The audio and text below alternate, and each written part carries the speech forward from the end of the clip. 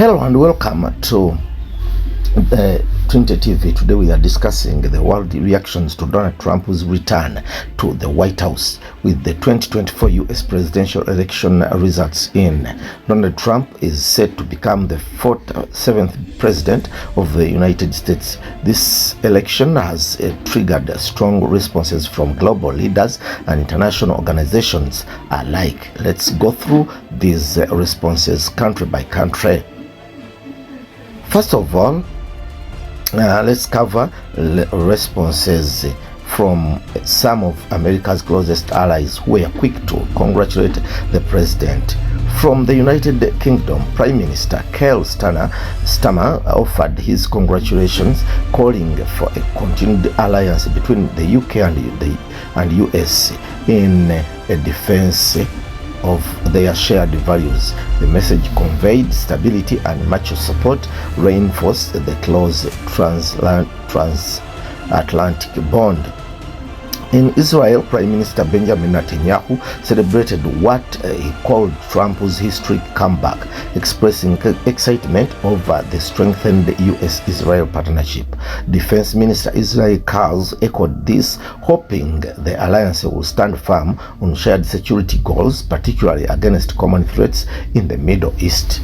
Leaders from European Union also shared their sentiments. European Commission President Ursula von der Leyen and European Council President Charles Michel spoke of the strong partnership and cooperation, emphasizing commitment to share transatlantic agenda.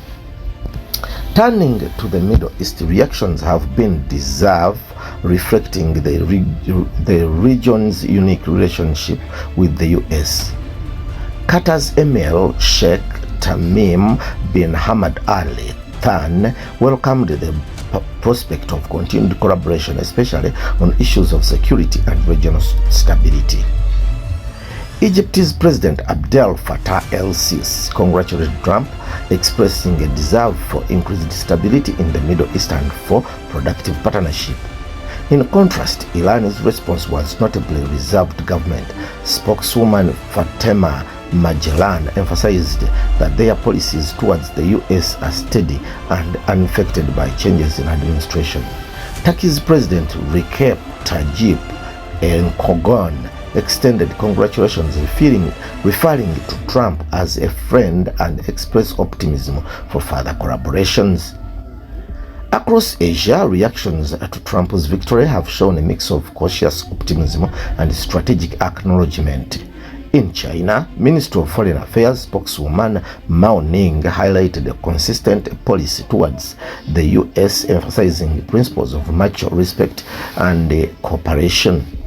Japanese Prime Minister Shigeru Ishiba spoke warmly, expressing hope that the Japan-US relationship would continue to grow.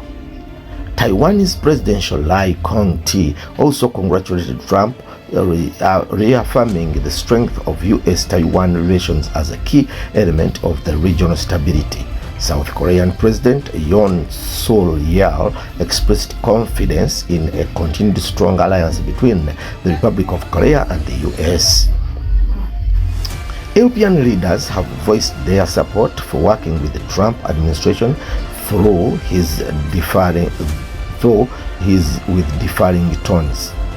French President Emmanuel Macron congratulated Trump, expressing commitment to peace and shared ambitions to global prosperity. German Chancellor Olaf Scholz emphasized Germany's long-standing partnership with the US, affirming commitment to promoting prosperity and freedom. Hungarian Prime Minister Viktor Orbán, one of Trump's most vocal supporters in Europe, called the victory much-needed win for the world and the biggest comeback in US political history.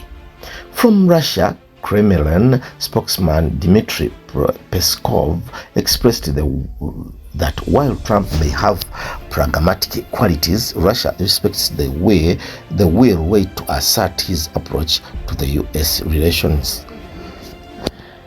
Now, Let's look at responses from Latin America and Africa, where leaders responded with messages of optimism and partnership.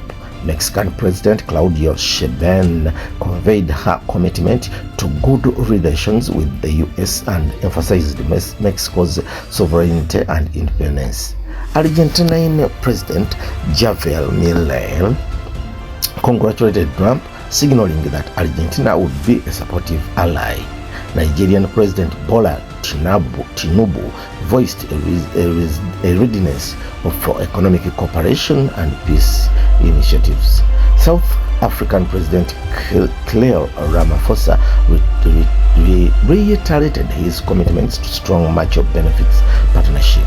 Lagos and Representative Imagine for NATO, the United Nations, finally international organizations have shared their responses to the elections, emphasizing their roles as partners with the US. Excuse me. NATO Secretary General Mark Rutte spoke on the importance of US leadership in maintaining the alliance's strength and the principle of peace through strength. UN Secretary General Antonio Guterres affirmed his belief in a constructive relationship with the US and expressed willingness to work together to address global challenges.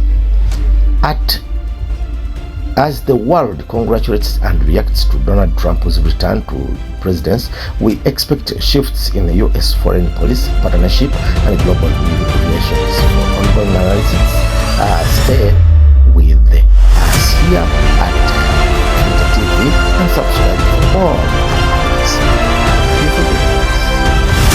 Oh yes, this is the Twitter TV YouTube channel. Today we are diving deep into global story that shape military alliances and the power dynamics of international conflicts. The breaking news involves North Korea troops stationed in Russia's Kursk region near the Ukraine border.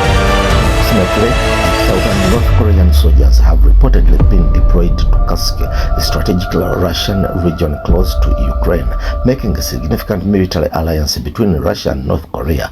Deputy U.S. Ambassador to the United Nations Robert Ward revealed this information at the recent UN Security Council session. With the advancements in satellite and surveillance technology, the U.S. has been able to monitor and report the movements of these troops. This data plays a crucial role in predicting the political impact of North Korea forces near Ukraine, assessing if or when these troops might be involved in the combat.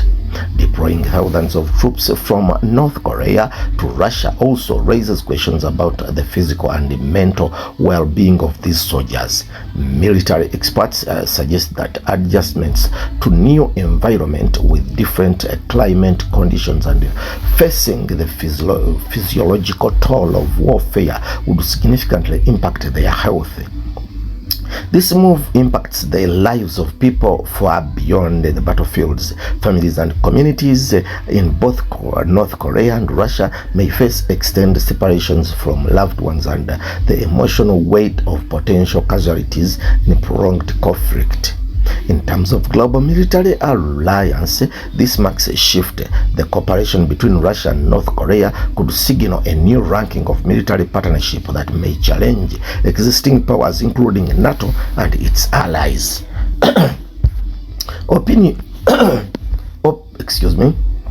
Opinions are divided on this development. Some experts believe this alliance could stabilize Russian forces, while others argue it could escalate tensions further, drawing more countries into Russian-Ukraine conflict. Hollywood has often portrayed North Korea and Russia as unlikely allies in trailers, but now reality is stranger than fiction as these two countries align on a very real battlefield. How will this impact our view of such narratives in pop culture? So this is true that North Korea troops are fighting on the front lines. As of now, they haven't been deployed directly into combat against Ukrainian forces. However, U.S. Secretary of State Anthony Blinken suggests that frontline developments is likely in the coming days. Have an opinion on this story? We'd love to hear from you. What do you think about North Korea's role in this conflict? Drop your thoughts in the comments below. For students and educators studying international relations, this evolving alliance offers a real-time case study of diplomatic strategies, military alliances, and global responses to geopolitical crises.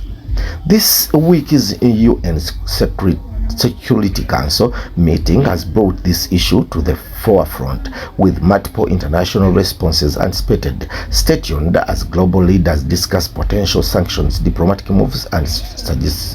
While world politics might seem to be far removed from sports, these geopolitical tensions often spill into international sporting events, affecting team dynamics, athletics, participation, and even sponsorship. For a deeper dive, check out our latest podcast episode where we discussed North Korea's military and strategic involvement with a panel of defense analysts. Conflicts like these can have severe environment impacts, from the use of heavy artillery to potential nuclear threats. The environment costs of warfare is conversion that deserves more attention. Russia and North Korea's alliance also impacts the workforce within these nations, as resources are redirected from the civilian infrastructure to military support. This shift could alter workplace standards and conditions in both countries. Looking back at past military alliances, we see that strategic partnerships often come with strings attached. The Russia-North Korea alliance could set the stage for decades of political and economic interference, while military might is central here. Some experts believe that diplomatic strategies and negotiations could be the most powerful tools in resolving these situations. North Korean troops are reportedly supplied with Russian military vehicles. These collaborations extend beyond troops, impact military technology and logistics. Don't miss out. Subscribe to our YouTube channel for more updates. North Korea's decision to align with Russia in an European conflict is unconventional, and it's a step away from its usual focus on Asia-Pacific affairs. Our Vantage series explores the perspective of these people living in the affected regions. This episode features voices from both Ukraine and Russian civilians as they react to North Korea's involvement. We spoke to defense experts who highlight the risk of this military alliance and what it means to global security. We'll hear from citizens in both Korea and Russian if we get time. Thank you for watching. Don't forget to subscribe if this is your first time here, and hit that notification bell for more updates.